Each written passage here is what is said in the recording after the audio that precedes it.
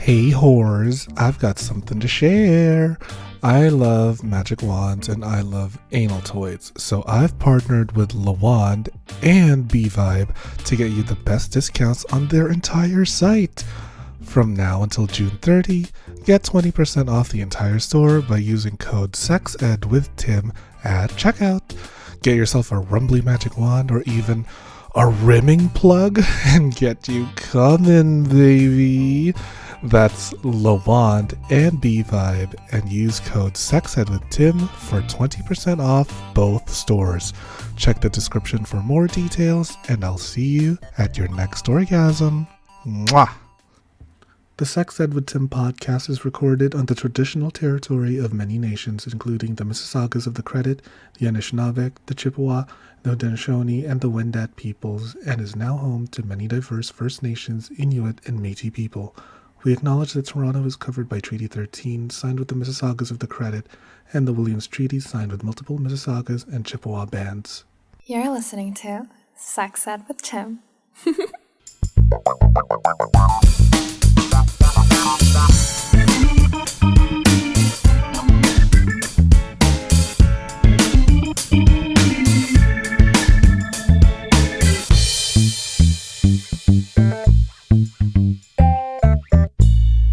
Hello, and welcome to another episode of the Sex Ed with Tim podcast. I am your host, Tim. I am a certified sex educator. I identify as a chaotic homosexual.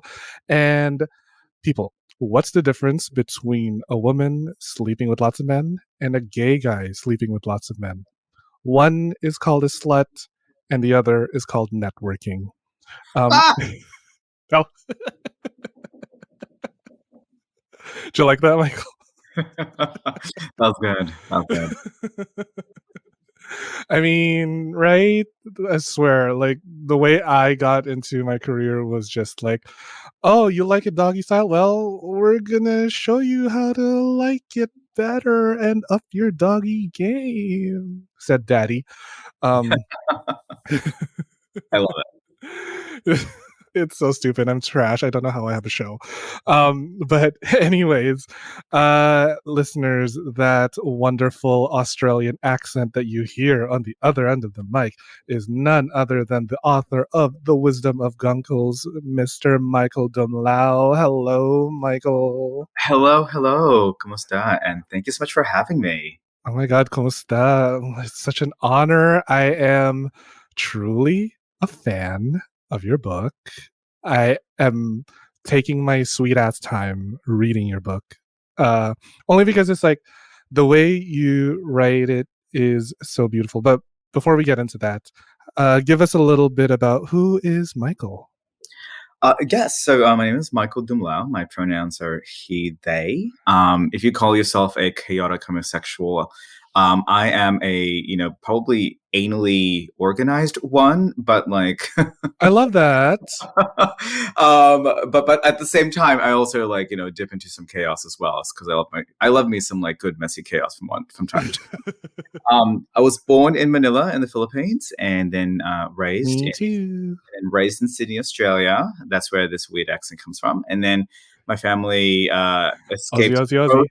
Exactly. And then we escaped both the Philippines and the toxic masculinity of Australia and ended up in California. And so I actually spent most of my adolescence in Southern California, in Santa Barbara. And then I went to college for a little while in back home in Sydney. And then after discovering that what I really needed was the cold seasonal, weather, I decided to move to the East Coast, and I've lived in Washington, D.C. for the past 21 years. I love that. So she's a globetrotter. Hello. Oh my God. You've been around the world. And no, I like to call myself geographically indecisive. Oh, you know what? I feel that because I feel like I have not just Corona, but like the travel bug. No, I'm not. I truly do. There's always like some other place just like calling my name. But since, Miss Rona has ruined the party, I'm kind of just like stuck here. I'm like, you know what? I'll just settle on fucking local men. I'm going to have to buy farm to table rather than importing. And so exporting. It's locally sourced, though. That's very ethical, very right footprint of you. I'm trying to lower my carbon footprint by by buying dick from local Right, vendors. right. And eating ass from people you trust and know. Exactly. And eating as I heard it very recently is keto and vegan. I'm like, Oh, yes, skinny. yeah, yeah, absolutely. So, Michael, I brought you on to talk about your book, The Wisdom of Guncles, and I am just struggling to finish it, mainly because when I finish something, I get that like, oh, like when you enjoy a show and it's like, oh, it's done. So that's why I'm like taking my sweet ass time reading your book, and it's so beautifully written. And we're gonna talk all about it today. But first, I want to read a page from your book because it's just like it sells the book so well about the wisdom of Guncles, and it's like basically the thesis, and it's on page 14 for anyone listening, and you got the book right in front of you. It goes a little something like this. Throughout these children's lives, we serve as the cool, non-judgmental adult they turn to for the stuff they can't talk to mom and dad about. As queer people, we know what it means to hide a secret, to discover the truth about ourselves and find courage to face the forces that would otherwise tell us to keep quiet. We are there to help them shout that truth from their hearts, just as we did and likely to continue to do every day. When we tell them to be themselves, to love themselves, that they are perfect just the way they are, we do so with life hardened conviction because we ourselves know just how difficult it can be to believe it. And when we tell them we love them, that we will protect them and elevate them, we do so with passion and ferocity because they are every bit a part of who we are. Oh my God. Like, I'm malapit na ako umiyak. I'm almost gonna cry. Oh, Um, because it's just so like it's such a beautiful summary of what it means to be a gunkle slash queer elder. But I mhm. want to know from your standpoint. I mean, I just fully read the book, but um, like, what are your personal definitions of gunkleism, of being a queer elder? It's funny you should say. You should say. So one of the interviewers that I've been, so one of the podcasts that I chatted with recently asked me who my first gunkle was, who the very my very first experience of having a gunkle was. And the thing is, as a Filipino, it's not like my childhood was brimming with queer men out and proud, giving me advice, right? And so if I look to, the definition of a gunkle as somebody who serves as a black sheep, someone who serves to disrupt and defy and redefine traditions, as somebody who really tries to chart a new path with the entire world telling them that they cannot step one foot forward unless it is on the path they intend for them, then I have to point to my Lola. I have to point to my grandmother. Oh, My grandmother was a single woman, a single mother who raised four children, basically her entire life, because she unfortunately lost my lolo very, very young, and she could have basically receded into the background, but instead fought on not only to raise her children, but to really raise a community. And she fought to have a career in the politics. She was fought to have businesses, to have influence, to become a leader in the community. During the 50s, 60s, and 70s, at a time in the Philippines when, a single woman in the barrio, like, in the northern villages, trying to raise, children on her own, being told that she needed to remarry, but she didn't want to. Like, all these things, and the fact that for me that was a demonstration of somebody who was defying all these expectations that were not her truth. And what she did was she always taught us that we had to live who we are. Unfortunately, she died before I could come out to her formally. um, oh no.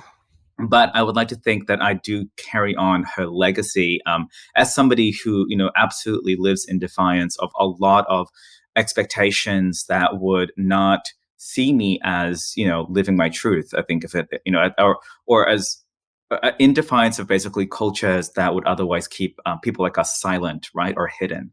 And I feel like for me, that is absolutely what I would define as being a guncle, right? As somebody who walks that path of the black sheep, who elevates others, who is a beacon to others who are different, and then creates safety so that we can be who we truly are. So a gunkle doesn't necessarily have to be like a gay older man, No, because in your absolutely. case, it's your lola. Yeah, I mean, for me, like obviously, like the most obvious is that gay uncle. I mean, gunkle means gay uncle, but actually, in the book itself, there are definitely other permutations of queer wisdom and queer elders. And actually, in my journey of like talking about this book, I've discovered lanties, trunkles, tranties. My favorite recent one was somebody I'm a asked me what a bisexual aunt, or sorry, a pansexual aunt would be. And she was like, "Does that make me a pant?" And I said, "No, that makes you a panty, which means that if there's more than one of you, you are panties. And then by extension, if you get, wet in the rain, that makes you moist panties." What? Oh my god, I love that moist panty. Oh. Hmm. Leave it to queer people to reinvent the language and reclaim just the nastiest, dirtiest things. Oh, I fucking love that. I That's, mean, trust me, it's already been considered that maybe I should put together like a little children's like ABCs. you know what? That can be the sequel to Wisdom of Yeah, Gunkles. exactly. The ABCs of queer wisdom. Yeah. Oh my god, the ABCs of queer wisdom will be the new Bible. Yeah, It will be sold at Barnes and Noble, at Chapters, everywhere. And I can't wait, absolutely. and I cannot wait to buy the sequel. But yeah, that is so awesome. And I wanted to ask you as well, because I'm pretty sure this book was not just like an overnight thing. So really, what inspired you to write Wisdom of Gunkles? So I wrote this book last year when the world was in chaos, and specifically, I was being asked by my cousin, who is Filipino and married to an African American man. And they have two amazing, adorable nieces who I am proud to consider my nieces, as well as I am the guardian to them as well. So, and especially last year when, as young women, as young Asian women, as young Black women, as young biracial women, it felt like 2020 was the year that seemed to attack all parts of their identity from all sides.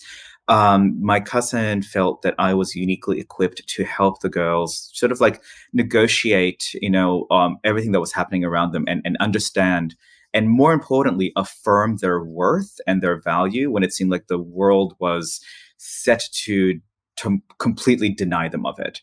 Right. And so, as I was talking to them about, the Me Too movement, about the rise of anti API hate, about Black Lives Matter, the conversations we were having, we're becoming something that we felt that we needed to capture in some way, like whether it would be a letter, whether it be a tweet, whether it be, whatever. But it ended up being a book. So my cousin basically said, you really need to like capture this in a book. And so I managed to find an opportunity to basically pitch my book to my current publisher, and they actually ended up giving me a book deal for two books. So there's actually going to be definitely a second book in the horizon. Yes. And the book itself, actually, I would say took only a few months really to write, only because I literally like I got the deal like in September of last year. I started writing in October. I submitted my manuscript in January, so it was a very very fast process. Even identifying the gunkles in the book. So one of the things too that I very very quickly pivoted was that this book could not just be reflective of my own experience and my own insights and quote unquote wisdom. It needed to be reflective of a whole pantheon of queer wisdom, a pantheon of queer experiences and lived experiences, especially if I wanted it to be something that was relevant, to a wider group of people. That said, I was also very, very intentional about making sure that a majority of my guncles and the people in my book were people of color, were immigrants, were people who escaped, socioeconomic turmoils, who dealt with trauma. In fact, I would say a lot of, if not everyone in the book, has walked and continues to walk this really interesting and very, very enlightening path from trauma to triumph, where triumph is something that they themselves define what that means for them. And I love that. But also, I wanted to make sure that the people in this book were representative of an LGBTQ narrative that we frankly do not see a lot of, right? Like non-cis, non-white, het presenting, non-masked, like I wanted to make sure that I represented myself, frankly, as a femme representing brown immigrant, who really delights in the gender non-binary and sits in that. I wanted to present for myself and for my community and for people like me, and more importantly, for kids like me as well. And so for me, the evolution of the book was something that I think for me started to encompass my own appreciation for the true diversity, like the true diversity of the LGBTQ experience, and how critical it is for us to constantly make sure that we protect it and we elevate it and we visualize it. I agree, because even like the way you write your book is so beautiful. It's written like sort of like anthology. Like it kind of reminds me of, Dolly Parton's series on Netflix, That's where what it's I just say. right. It kind of reminds me of that, where it's like every single episode is based on a song and it's a different story altogether, and then you have like every chapter is named after a very pivotal moment in the queer experience. So, for example, you got the Black Sheep, the Pioneer, the Explorer, the Alchemist, the Beacon. Right now, I'm on the Bridge, which is your chapter, and I fucking love that. So, how did you go about collecting all of these Guncle experiences, like in such a short time frame? Well, I am very blessed in intentionally creating a very diverse, very creative, and very vibrant chosen family around me. So everyone, and chosen family in of itself is a very, very much a central theme in my book. Because as I say in my book, for many LGBTQ people, our chosen families are the only family that we have, especially for those of us who left not just our families back home, or are just not accepted in our families.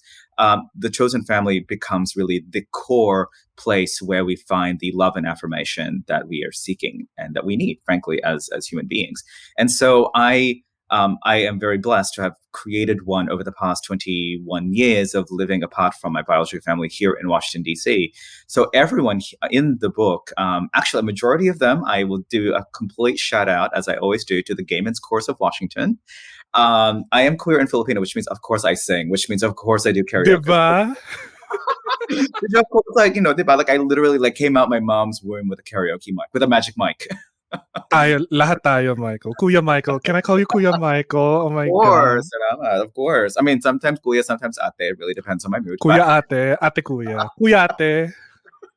And so, like, everyone in my book really, comes from sort of that space. So either I sing with them with the Gay Men's Chorus, or they come from my professional world as well. So I've spent the last 20 years in corporate, and the last 12 to 13 years in defense and intelligence consulting. And so that space, I've also amassed a really interesting network of people who are true warriors in trying to break down the toxicity and the systemic inequalities of a lot of systems and places of power that a lot of us operate in. I have a lot of friends and a lot of colleagues in that space, and several of whom are here in this book. I also have family in there, including you haven't gotten to the chapter yet, but I do talk about my own family and also a figure in my own family who one may consider a guncle, but actually does not identify as that because they don't identify as queer or gay or anything, actually. And we'll get to that in a minute because I don't want to spoil it too much, but I do want to bring that up later on. And then I, of course, talk about my husband. I talk about some friends. I also bring in like a ton of friends from like my early queer becoming, like the kind of friends that we all made, on the chosen family of the dance floor, of early clubs, and I'm very grateful that I am still friends with some of those bitches. And that A, we're still alive, and also B, the fact that they're also willing to talk to me. So, so we were able to also capture that friendship and capture that story. And so I was able to bring together, a really interesting pantheon. I think one thing to also note is that if you look at the cover, and if you look at the stories and how they're titled, there's a mythic quality to them. In fact, the cover, people say, "Oh, it looks like a tarot card," and I love when people pick up on the idea that it's a tarot card, because my intention with these stories is that while yes, they are absolutely based on truth, very, very true stories. I also wanted them to create an almost mythic quality and be used in a way that we as human beings use mythologies to guide, instruct, and direct people. I wanted queer stories to do the same. So yes, there's a universality, what I call an achingly, relentlessly human sort of humanity that runs across all of these. While yes, they are universally and apologetically queer, they're also universally human, and I want that to be what makes this attractive and something that people can empathize with, regardless of their sexual orientation, their gender orientation, their gender expression, regardless of where they come from. Like I hope that there's something here that people can draw from. But let's be real, it's only for the gays. The straights can find their own thing. They've had enough. Come on. They've had enough. You know what? I mean, I wrote, like I said, I wrote it for us, right? It's by us. It's about us. It's for us. But I will tell you, like straight people are finding themselves in this book, and I'll tell you, it's through that central narrative of the black sheep. And the way that I usually like address, like particularly a majority cis het audience that finds my book, I ask them, raise your hand if you've ever disappointed your parents with your life decisions. Guilty. Right? Whether it is, deciding not to, follow in your father's, career footsteps, not taking on the family store, or coming out and sucking dick. Like, there's a continuum of disappointment and how we disappoint our parents, or betray the path that our ancestors may have, put us on. And so that alone, like being a black sheep, being somebody who questions the norm and conventions. And I find that a lot of the people who I talk to who identify as innovators, entrepreneurs, change makers, people who want to just like make the world a better place, or who identify a need in the world that needs to be met, are definitely the kinds of people who pick up my book and find themselves and see themselves in it, even if they don't necessarily identify as queer. Oh, I love that. Oh my gosh. Like, there's just something so magical about these queer stories, and there's something so inherently ethereal. I don't know what the word is, but like it's out of this world. And you know what? Just gay people are magic, okay? Just let's settle with that. Gay people are magic. We're able to take how many inches of dick up our asses and not even bat an eye. Yeah, exactly. While getting evicted or getting deported, or and still like manage to like land ourselves elsewhere, maybe on another dick or in another. we tend to find the holes we need to see ourselves. We tend to fill the holes in the way we find filling. Whether those holes are in our hearts or in a pair of jeans. Honestly, it's always in my butt, Michael. It's always in my butt. But yeah, like there's just something so magical about these stories, and I love how your central theme in this is chosen family. Do you think that like because we're queer, we have this inherent ability to find this quote unquote chosen family? Oh, absolutely. Actually, when I was doing my initial research with my editors and with my publishing company, I did a deep dive basically into chosen family as a phenomenon, as a research topic. So in the world of academia, chosen family tends to be specifically attributed to the LGBTQ community and is cited as something that the LGBTQ community not necessarily champions. So that's weird for a community to champion, but it is so typical and so core to our experience that when academics and researchers talk about the evolution or the changing, sort of nature of family, and they look to chosen families, they always point to LGBTQ people, because it's almost as if it's not necessarily like we invented it, but it is so core to who we are and so true to our experience throughout history and today, and probably for the rest of our, of our communities, like journey, that it is who we are, right? And I think, frankly, it is part of our power, because it's our way of bringing together all of the power, the experiences, the culture, the narratives of our like biological, inert, sort of experiences. But we bring that together and mix it in with everybody else's sort of like experiences. But then we bond it with things, with ideas and with affinities that are far stronger than blood. And I feel like that is, if anything, like probably one of the strongest things that I've certainly discovered, in my journey, and certainly many of the Guncles in the book have discovered, is that family has nothing to do with blood, right? And but the bonds of family, especially if we define family as where we are loved, where we are nurtured, where we are safe to explore who we are, we are where we are challenged to be the best versions of who we are, right? Where we are safe to be our truth. Like, that's not always our biological families, right? So sometimes those are spaces that we have to create. And I love that for the LGBTQ community, we are the ones that can essentially instruct the world on how to do that. Can I find my chosen family in the arms of a rich daddy? Because that's where I feel safe. That's the space that I cultivate for myself, as per your definition, Kuya Michael. Well, yeah, of course. I mean, if that's where you find safety, nurturing, and affirmation, absolutely. In daddy's rich bank account? Yes. Hello. Oh my goodness. Sometimes there are no warmer spaces than in the embrace of a solvent 401k. Oh, do not get me wet. I am so moist. My moist Listen, sometimes panties. sometimes when people ask me, I'm like, so how do you identify? I was like, sometimes I say, like, I identify in refinancing my mortgage. But that's I'm matanda na ako, okay? Like, I'm old. I mean, I'm middle aged. Like, I I like financial stability to come in terms of, like being able to take care of my husband, my family, my little doggy, and things like refinancing my mortgage. Pero you know what, Kuya Michael, even though matanda na tayo, we as Filipinos with this beautiful caramel brown skin, we stop aging at like 20 years old and we hit second puberty at like 60.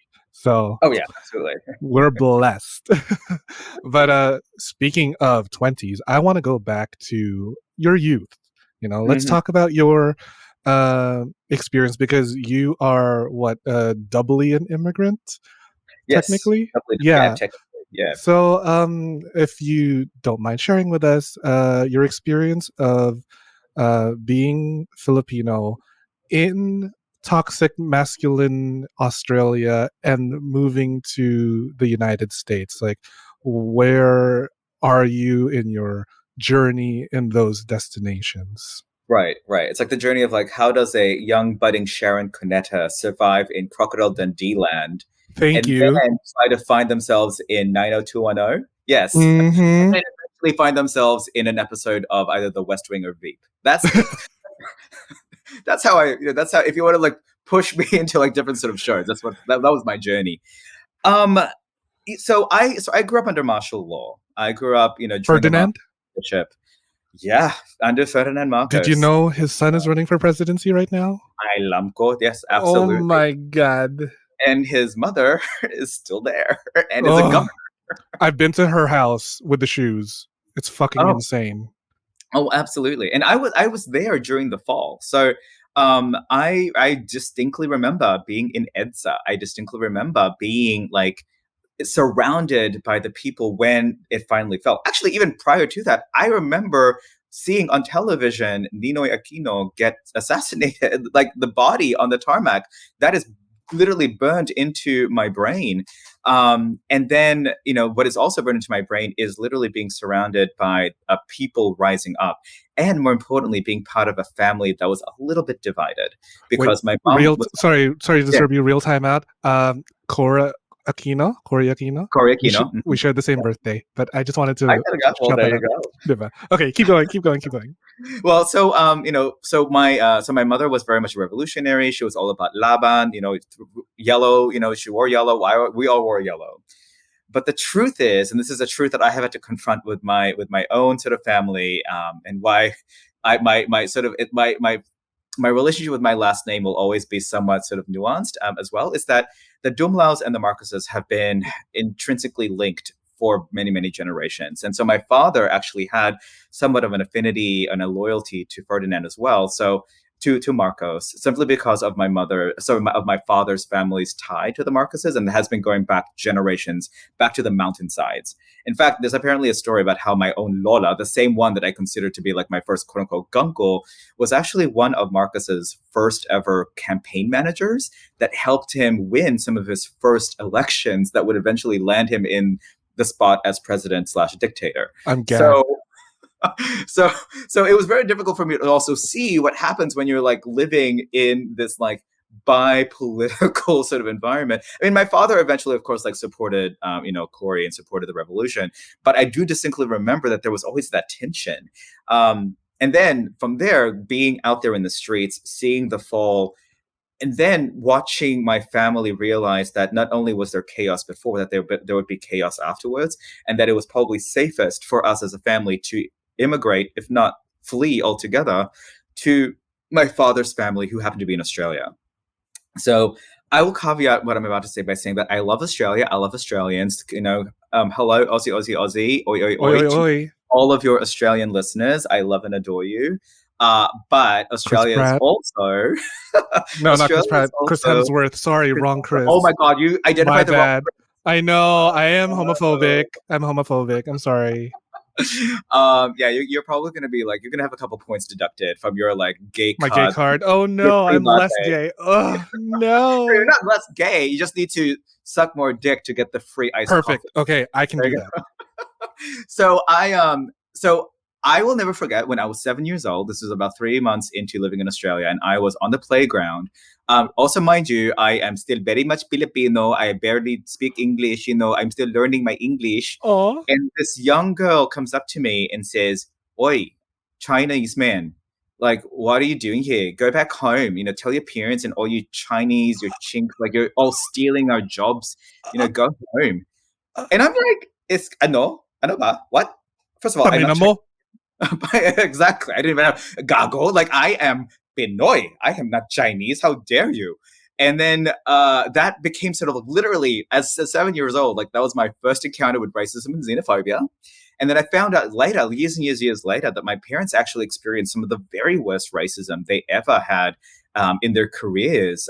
Like literally all whatever you think, racism like in the workplace being like kept away from opportunities, being tamped down in terms of your career, like mobility and whatnot. They experienced that to the point that they also got like people literally telling them, you're only here because you're Asian, and Oh you're not going to get God. too far. Like literally, I can't believe my parents. Like I cannot believe my parents like put up with that Yeah. crap for You so would so think long. that a country built on prisoners and outcasts would have a little more tolerance, but like, Well, except, and I remind people this, is that by the time we immigrated there in the mid 80s, it had only been like not that long before Australia had ended its white only immigration policy. mm, Like barely more than a decade. So they had literally a white only immigration policy up until like the 70s or something. when literally indigenous people have been there for like ever. Exactly. Hmm. Oh, and the funny thing is, like that little girl, I still never forget. She actually said, "You know what? You're taking away from us native Australians who've lived here." And of course, I didn't know enough about Australian politics or its like cruelty to its indigenous population for me to say, "You mean the Aboriginal people that you have literally stolen from for the past hundreds of years? Are you referring to your pasty, pale, burnt white like assets who came here as criminals? Like, what are you talking about, mate?" I of course was not witty yet. I was only 7. I barely spoke English. So so that for me was my Australia. And the thing about Australia too is like it is incredibly masculine in its presentation. So not only was it also very racist, and it was very fresh in its idea of like what multiculturalism was, it was also very manly, sports oriented. To the point that I had to learn how to swim to be able to graduate. I had to learn how to hike and survive out in the wilderness. And to survive out in the wilderness in Australia is in and of itself a sport, because I don't know if you know about Australia, but everything there is genetically bred to kill human beings. Kangaroos, spiders, Like, snakes. Oh yeah, my. snakes, baristas, like they will literally Baristas. kill you. They will pump extra, syrup just to give you diabetes. And we're Filipino, we're genetically predisposed to Exactly. diabetes. So, and that's the thing about Australia. It was like, it was a hot, as a young, feminine, like queer becoming immigrant boy, it was so hard to grow up there. And I was also growing up in the Filipino community, and we found the Filipino community church, and they were an amazing, amazing community, but they were also really difficult to be queer in. And so from there, we then immigrated to. So at some point, my family had years and years prior, applied to become citizens, or at least to go to the United States to join my mother's family, and instead they took years and years and years, 16 years to finally give them basically that agreement, or so that allowance to go to the United States. And so eventually we packed everything that we owned and we went to the United States to join my mother's family in Southern California, specifically in Santa Barbara, California. And that is where I also so if I discovered racism in Australia, what I discovered in America Ooh. was homophobia, or extreme homophobia. And in California, I thought that would be a very liberal state. Right, exactly. You think we were a very, very liberal state, but not in high school. Mm, Not in you found not your in 13th reason in high school, huh? Right, exactly. So, especially in the 90s, like in the 90s, we didn't quite exactly have gay proms yet. We would eventually.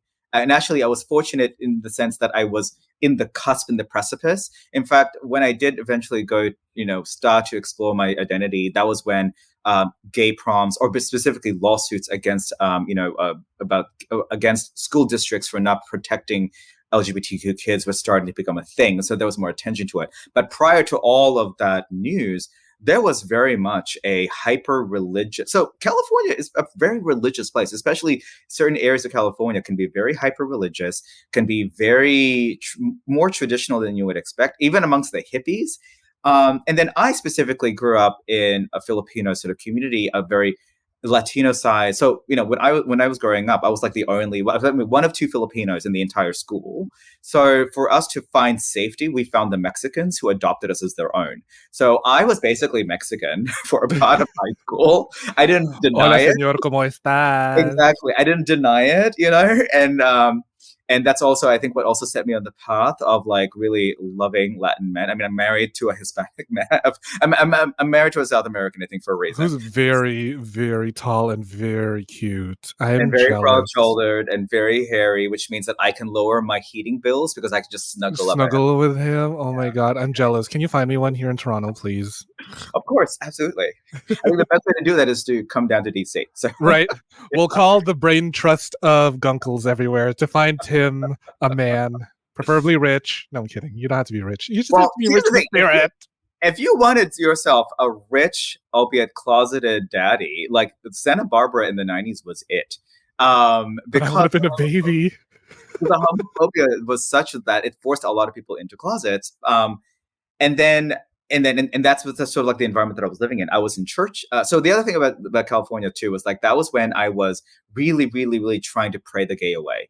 That was when I was using my talents in music to really try to like ensconce myself in faith. So, and if this in and of itself did not like turn everyone onto the idea that or to the reality that I was a queer, was the fact that I became a church worship music prodigy at the age of 13, where I was leading worship music with my mother on guitar, my father singing, my brother on drums, and my other brother like on a trumpet. Like we were literally we were the Filipino Pentecostal Partridge Family. Where we literally were up there leading worship with me on the piano as like a gay, like Kirk Franklin, gayer. I love it. Like literally singing, psalms, trying to bring some gospel into these white ass churches. Like I was literally like, and that was my life. That was my camp. joy. That's very camp. And that was also technically where I thought that I was going to create safety, so that either if I wasn't going to, pray the gay away that way, I was at least going to armor myself with deflective sort of like mirrored armor, so that people would like look at me and they say, oh my God, he plays piano so well. And we are like moving to the spirit. There's no way he gay, right? Or we don't care that he gay or whatever, right? So I would never have to say those words. Well, as it comes out, like it didn't quite happen that way. I did end up coming out. And frankly, at my coming out, that's when they basically ejected me. And the worst part is not just me, but my entire family from church, really, from service, from worship. And when we could no longer be the Filipino Pentecostal Partridge Family, we basically left the church altogether, which for me was probably the most heartbreaking thing. Was that not only did they deny me my faith, they more importantly denied my parents their faith. And arguably, I think at that time, that's probably when my parents needed the faith the most. So for me, that is basically what California gave me. But at the same California time, gave you trauma, huh? yeah, California gave me faith-based trauma. So Australia was race-based trauma. This was faith and homophobic trauma. But I will also say that the good news is at the same time, so the California was where I ultimately came out. I then took my budding gayness and went back to Australia to go to University of Sydney, where I lived by myself for the most part, while going back to my father's family from time to time just to survive. And then I would literally like just blossom and like explore gay Sydney, to go to Newtown, we'll go Oxford Street, go to Arc over there in the Sydney Harbour, in the Sydney Harbour area. Like I literally became sort of like, my true gay queer party self in Sydney, brought that back, moved to West Hollywood, and basically started to navigate West Hollywood back when I came back to the United States, and then found myself eventually in New York City and then eventually DC. So even though many ways I would say like both Australia and California were the roots of my trauma, it was also where I ultimately found the path to my triumph. We'll be right back after this commercial break. Yes! Hello, all my little sluts. It's me, Mama Slut. Hope you're enjoying the show so far. I just wanted to hop on here real quick to let you in on a sexy little deal. Do you like feeling sexy and looking sexy? Of course you do. Only my listeners are sexy as fuck. I have partnered with fetishwear designer Dale Kuda to bring you the hottest deals on custom jockstraps, harnesses, hats, and more. Head over to dalekuda.com, that's DALEKUDA.com, and use code SEXEDWITHTIM at checkout for 25% off the entire store. Yeah, you heard me, 25% off. And cherry on top, free shipping. Oh my god. I have a few of the stuff that he has made for me, and girl, I'm wearing it right now. I'm wearing like a little jockstrap so that I could easily just like slip a little butt plug or dildo every now and then here and there. And I'm on the train. I'm just like, thank you, Dale. That's dalekuda.com with the code SEXEDWITHTIM for 25% off your entire purchase with free shipping. With a deal like that, I swear I could come buckets, honey. Hey, you disgusting pervs. We all like sex toys, right? Nipple clamps, vibrators, masturbators, oh my. Good For Her has one of the best selection of sex toys, learning resources, online workshops, and gender expression materials you can't find anywhere else. Go to goodforher.com and use code SEXEDWITHTIM10 for 10% off your purchase of any of the toys bought online. That's goodforher.com and the code SEXEDWITHTIM10 at checkout for 10% off your purchase of any of the toys bought online. And they ship worldwide.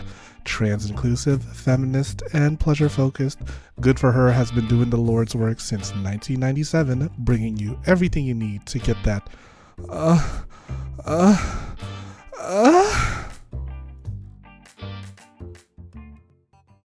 The show is about to begin. Yes! Oh my god, that's such a beautiful, and I'm very honored that you took me on that journey because that was a hell of a roller coaster ride, and I want to go again. But oh my goodness, I can relate so much because my coming out experience was a little similar like that, in that I grew up in the Philippines until I was about 12 years old, and we immigrated to Canada. And I had my own like set of guncles. I would actually consider my lolo a guncle because he was like, this guy spoke 6 different languages. He was like the rebel of the family. He spied for the Philippine Army when Japan Oh my god, my colonized. Lola did too! Oh my god, hello! customs officer. Yeah, she was also a spy. That was her famous big thing. Yeah, and like he spoke what is it, Nihongo was Oh the yeah, yeah, yeah. Nihongo. Yeah, Yeah. absolutely. Yeah. And the funny thing is he would be so strict until I came along and he started to loosen up and that the guy let me play with a loaded gun. And my parents were like, "Dad, anong ginagawa mo? What are you doing letting him play with a gun?" And he's like, "Relax, it's not loaded." And then my dad goes to grab this old school pistol. It says, ano sa tingin mo ito? And there's just like bullets in there. I'm like, and then my lola said, "Oops." Oops. Oops, sorry. So I definitely identify with the whole like your Lola and your Lola being your quote unquote guncles, even though they're not like gunkle in the gay uncle sense. They are rebellious in the way that they live their life. They break away from tradition, and also I feel like just in general, my entire family has been quote unquote gunkles because I come from a line of sex workers, Mm. um, literally swingers. My Lolo is like he's got I think 30 something aunts and uncles. Um, Wow. or who are all born out of wedlock, who are all born from different partners because his elders were prostitutes and swingers. Yeah, so we've got a huge family. Yeah, That's we got a fascinating. huge. Yeah, and he continues to say, may he rest in peace. He continued to say until his dying breath that like basically all of California is related to the Lagman clan. So I'm like, you know what? I got a place to stay. I got a place to stay in California. I just have to stay away from the Filipinos in case we're related. If I want to if I want to fuck you, sorry, Californian Filipinos, we could be related somehow. Whoops. But Okay. yeah, so on the topic of coming out, I want to go back to your book on page 97 where you talk about your coming out. And I think it's so beautiful. I want to preface this with you were coming from a party, was Yep. it? You were coming Yes. from a party, and then your mom starts to get really, really suspicious. So if you're down, I would love to do a little bit of, I was going to say foreplay, role play. Well, I feel like all foreplay is role play, and all role play is Very. foreplay. Ooh, hello. Excuse the fuck out of me. I'm no longer a sex educator here, huh? Okay, so let's do a little bit of role play for the audience here about your coming out experience, and then we're going to talk about it. I'm going to play the role of your mom, Of course. diba? Because I'm naturally so old and decrepit. No disrespect to your mom, but Like, mommy, if you're listening to this, what he meant to say was beautiful and vibrant. maganda, vibrant. With a great alto tenor, with a great alto voice on the karaoke. Diba? We're just matching tita. Sorry. But yes, I want to go through this little dialogue because I think it is so pivotal in your coming out experience because it's kind of similar to mine, and I'll tell you in a bit. But okay, I'm gonna play your mom, and then you play yourself. Duh. Okay, so I'm gonna be. Where have you been? My mother asked. I'm sorry I'm late. I was studying with friends and I lost track of time. I lied. You're lying, she quipped. Why have you been out so much? Who is that boy you're always with? Where are you going with the car? What does it matter? I shouted with my anger simmering. Listen, I bring home good grades, I work, I bring home money. I take care of my brothers, so what if I go out? Don't talk back to me, she yelled. I'm still your mother. That's still my car. You're not driving it anymore. That's so unfair, I responded. I need the car for work. Take the bus, she snapped back. But I needed to take my boy. I stopped. I couldn't believe how close I came to saying, What's happening to you, anak? She asked, her words trembling. Sino ba ikaw? It's like I don't even know you anymore. No, you don't, Mom. I started to cry. You don't know me at all. Is it the drugs? She asked. What? I stammered. No, it's not drugs, Mom. That boy is my boyfriend. Ano? My mother asked in our native Tagalog. I'm gay, Mom. Then, without skipping a beat, she said, I don't care what you are, you're still not driving the car. I knew instantly that saying those words to my mother was a bridge I could never uncross. We held each other's gaze for an eternity, the silence broken only by my sobs as I sat on a chair. After a few minutes, she walked over to me with tears racing down her face, took my head, and held it against her heart. Mahal kita, anak. She cried. I love you too, Mom, I answered. I don't know what to say or do now. Why don't you go to sleep and we'll talk in the morning? Okay, I stammered, getting up and heading to my room. Oh, and son, she added, don't tell your father yet. I don't think he's ready. So, oh my God, Michael, that story rang so true to me because in my coming out experience, I came out on my 21st birthday. Wow. I made the conscious decision to do it on my birthday because I was going to be like, it's my birthday. You can't be mean to me. Because the way your mom responded to that, I don't care. Just whatever you do, you can't take the car. And I'm like, my parents reacted the same way when I told them on my 21st birthday that I'm gay. And then they're like, we love you no matter what, but can you please come upstairs? The pizza's getting cold. And I'm like, they care about the pizza more than their son's sexuality, which is like so amazing and nonchalant and matter of fact. But I want to know, in that dialogue, when you came out to your mom, what was going through your head? What were the emotions running through you? So, like every single queer little gay boy out there, my mother was also my best friend. In a lot of ways, she was the one who really understood me, especially because I had such a strained relationship with my father. And I think a lot of boys out there, especially young gay boys out there, they're familiar with this concept of, like whenever you would like swish, you would swish your wrist, right? Or you would walk a little bit, or you would you would talk a little sweet, or you talk a little, sassy, or you'd basically, Bakla, extra, medyong... little medyong bakla, medyong, kind of like, parang yung babae ka, you're Yun. lalaki, wag ka mababae, you're lalaki. Like my father would take a nickname that I used to have. So my name is Michael. So my nickname used to be Michaelo or Kilo. That last name was Kilo. That was my nickname for a long time. And then all of a sudden, when I started to swish, my father would yell Kilo.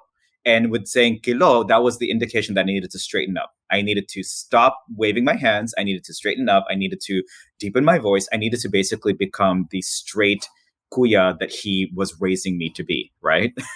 And so for my father and I, we had a really contentious relationship for a really long time because it was becoming increasingly apparent that I would never become sort of like that alpha male eldest child and I'm the eldest child of his generation, right? So I am the firstborn of his siblings' children. And so I was meant to carry the family name forever. And I was supposed to be sort of like that strong kuya and I kuya'd everyone. Before I was a guncle, I was a kuya to not just my two younger brothers, but to my younger cousins and everyone thereafter. And I was supposed to be the strong kuya. And I guess I defied that every single time I was bakla. And so he started using my nickname as a pejorative, as an indicator that I was too gay. And then so that strained my relationship with him. And so that turned me then to my mom. And my mom was the one who gave me music. It's not to say that my dad didn't give me music, because he gave me Frank Sinatra. And that's the greatest gift I could give to any sort of Filipino boy. But my mother gave me, like a love for using music to express joy, to express truth, to express sorrow. And I really, really owe that to her. But she also gave me a love for just being creative as well. And so for many ways, like she really was like my best friend, like growing up, and my ally. And so when I came out to her, I thought, oh my God, am I going to lose my best friend? Am I going to lose that kinship with her? And I will say this, like, even though, there was a moment where, our relationship was somewhat strained, it wasn't because she was rejecting me. It was because she was afraid for me. And she was afraid of about her complicity in this more difficult path that I was now on as now a gay man. She was right? worried that your experience as a gay man would make your life way more difficult than... Right. Because she already knew that as a Filipino, as a brown person, as an immigrant, going through the racism, right, that they had in Australia, and seeing sort of like the ways that they and people like us struggle basically in a predominantly white society, they knew that I was already going to have a hard time, which is why she and my dad and my Lola pressed, be excellent, always bring home good grades, dress well, speak well, because those are the things that are going to compensate for whatever discriminatory perceptions people have about you, because they don't think you'll be automatically credible or competent as a brown immigrant. You got to blend in with the code switching. Or not blend in. You've got to stand out as excellent, because that's the only way they'll accept you, right? And so for my mom, she was like, now you've got to do it even more. Like you don't have room for mediocrity, let alone failure. And she knew that if that was going to be my truth, that was going to be a very, very hard expectation and life for myself, and a hard path for me.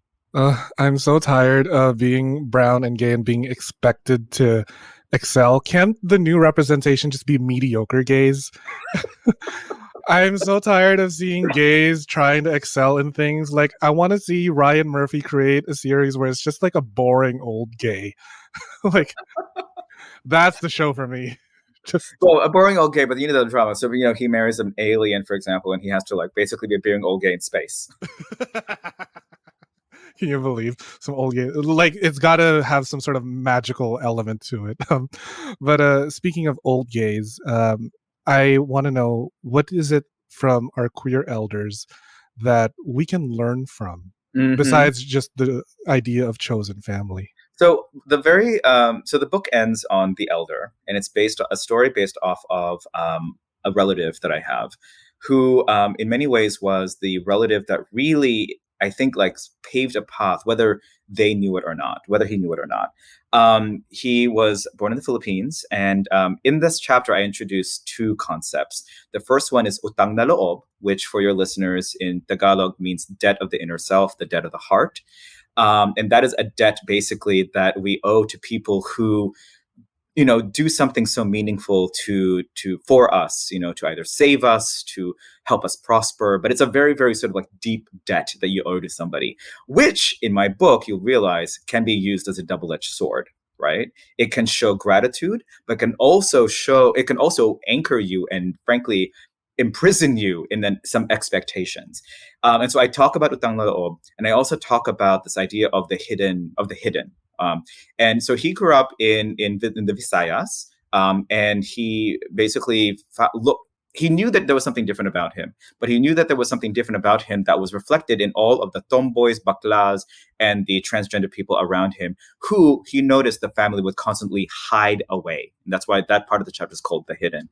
And he decided that he was not going to be that, right? That if he was different, right, that he would never be hidden and also never hide others as well. But what he discovered was the reason why these people were being hidden away is because obviously people were concerned that they would bring shame to the family. But then at the same time, they would force them to labor with literally no compensation whatsoever. And that laboring for the family, whether you would be the family's default hairdresser or default stylist or default decorator, or in some cases, you'd be the family's bodyguard, you'd serve in some capacity for the family, sometimes without any sort of compensation, without any utang na loob back to them, because the family perceived that in of itself was the gift that they give to you, and that you should feel grateful that we're even allowing you as a bakla, as a tomboy, as a trans person to even exist in our family. We're letting you contribute in a way that you can't, because the way that Filipinos are supposed to contribute is by siring children to progress our line, right? We grow our family, and that's how you contribute. But as a bakla, you can't. So he saw the ticket up the ass. Excuse me. Exactly. So he saw that, and he said, "No, that's not going to be me." And so at some point, he decided once again to become the excellent. He hid behind excellence. He hid behind good grades, and he found himself basically winning opportunities or earning opportunities to eventually immigrate to New York City. And in New York City, he immigrated in the 1880s, where he was not necessarily confronted by racism and homophobia the way I was when I immigrated. He was confronted by AIDS. And so he then found himself, living a double life at this point, where he had a sister and he had some family, nearby, who he would help basically take care as a guncle. He would take care of the kids. He would help them basically, with housework because he needed work, right? He needed to work. While at the same time, he would go to the city and essentially bury his friends. And so he was living this constant double life of like, I need to be there for my family because my family is the one that brought me away from the toxicity of the Philippines, and I needed to come here and survive and thrive. And they gave me that opportunity. So I need to repay my debt to them. But at the same time, I need to repay the debt that I have to this community in New York of people who were seeing me for who I am, for allowing me to love the way I inherently love, but they're dying. And so, because of, I think, from the way that I sort of like psychologize it or depict it in my book, I think for many, many reasons, I think that is the reason why he himself has never identified as queer or gay. In fact, actually, when I sent him back his chapter, he took out the word guncle all over the place. Really? Yeah, he took out the word gay, one queer, the word guncle, and anytime I used queer and gay and bakla to refer to him, he would correct it. And the reason why I bring that up is because I wanted to write that story to honor every single queer relative who was never really given the privilege or the space to identify however they could identify. Because to my uncle, to be gay meant either to be hidden away, to be abused by family, or to die of a disease, right? And so he lived in what I call a protective ambiguity. And I feel like that is true of a lot of our ancestors, our queer ancestors, right? There was a protective ambiguity. It's like, was she gay, or was her travel companion just a friend? Or was that her lifetime companion? Just two good platonic pals. Two good platonic pals who have lived in the same single bedroom apartment in New York City for the past 40 years. And so I wanted to honor that. I wanted to honor those people because they are also our ancestors. And more importantly, I think for me, it demonstrates really the responsibility we have now as those of us who have the privilege to be out, to identify, to have a community, to honor their struggle by fighting for ours, by making sure we never go back to that, by making sure that, if you identify as queer, you can identify as queer out of pride and not out of fear, right? And so I wanted to do, and also at the same time, I also wanted to honor this idea that, we as queer people, we don't have an easy ancestry to push back to look back on, right? We have to labor to uncover our truths and our histories. In fact, if you think about it, it's only been recently, right, that we are really acknowledging the role of LGBTQ people, let alone LGBTQ people of color, in creating our history. And so I feel like, this is something that we have to continue to do so. But I also am discovering, and what I want to sort of like demonstrate with the entirety of the book, is this really unique place we are in society, in history, where for the first time, we have multiple generations of LGBTQ people coexisting. We have, I read my book with kids as young as 12 and 13 in gay straight alliances in high school. Then there's like us, folks, between our 20s and 40s. And then you have the matanda, the elders who are now in their 80s and 90s who survived the AIDS crisis. When in history have we all been together as out people, like trying to negotiate a multi-generational chosen family, right? And so what you'll see across all the chapters is that there is a multi-generational queer narrative and story that threads along all of it, because I want to recognize the fact that our history isn't dead. Our elders aren't all dead. Our elders are becoming, right? We ourselves are becoming the elders. We ourselves are becoming the history. And if we are to not repeat everything, I don't ever want to repeat the times when we would hide and deny our queer ancestry, but the way that many guncles and aunties and all those people in our past suffered through, like that denial of existence, that erasure, but instead that we chart a path forward where we absolutely elevate them, we celebrate them, and we make sure that they are recognized as the heroes that they and we are. Oh my God. That's just like, oh, beautiful. Put that whole thing on a shirt. Michael, oh my God, I can't. It's beautiful. Uh, just some really like quick final thoughts. Anyone can be a gunkle. You're using your queer lived experience as this way to teach the generations before or after us resilience. You're teaching resilience. You're teaching authenticity with so much aplomb and confidence, and how do we use that experience? Like, just as a final question, how do we use our experience now, whether or not we're self-identified as Guncles, to teach the kids after us and to honor those before us? So basically, how are we leaving the space that we come into better than when we entered it? Thank you so much for saying that, because that is the one of the biggest ending sort of like messages that I have in my book is always leave a space more welcoming than how you found it.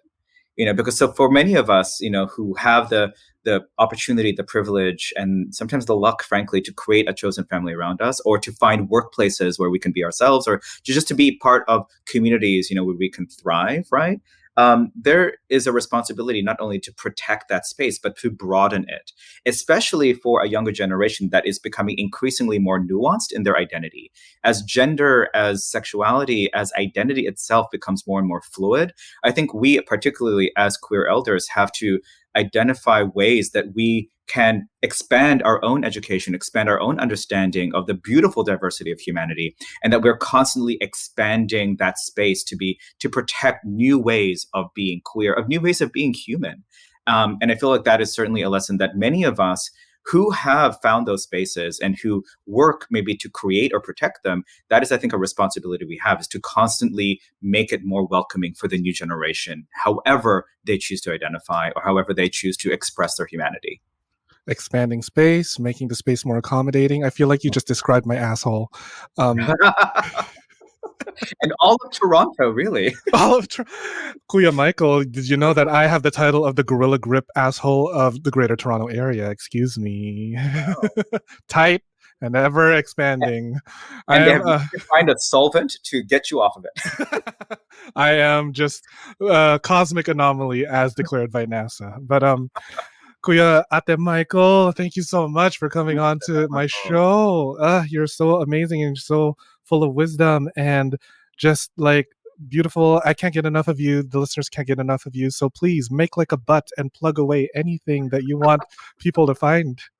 Yeah, so my book is now available online. Well, yes, the easiest place to get it is on Amazon, but it's also available anywhere that you get your books available online. It also is requestable in local bookstores. So as much as possible, I always try, to push people to purchase and request it through your local bookstores. It is also available through that. You can also find out more about my activities with the book, whether they be my interviews or my current national book tour throughout the U.S. You can find out all about that on the website, www.thewisdomofguncles.com. You can also follow me on socials, specifically Instagram, Facebook, on @Michael Dumlau, or the hashtag The Wisdom of Guncles. Thank you so much, Kuya Ate Michael, and to all the listeners that have made it this far into this chaotic ass episode. Thank you so much for listening to another episode of the Sex Ed with Tim podcast. Make sure you leave a review, follow, do whatever it is to support the show, and just thank you so much. And with that, I bid you all adieu, a good night, and whatever it is. And I will see you at the next episode. Bye. Thanks for listening to the Sex Ed with Tim podcast. Sex Ed with Tim is created and produced by me, Tim Lagman. Music is Aces High by Kevin MacLeod. Follow me on Twitter and Instagram @GaySlutClown and @SexEdWithTim. You can also like and follow me on the Sex Ed with Tim Facebook page. If you enjoyed the show, please rate, review, and subscribe on Apple Podcasts, Spotify, or wherever you get your podcasts. Even better, you can also support the show on Patreon, where you can get early access to ad-free episodes and more. Thanks for all your support, you dirty little slut. Mwah.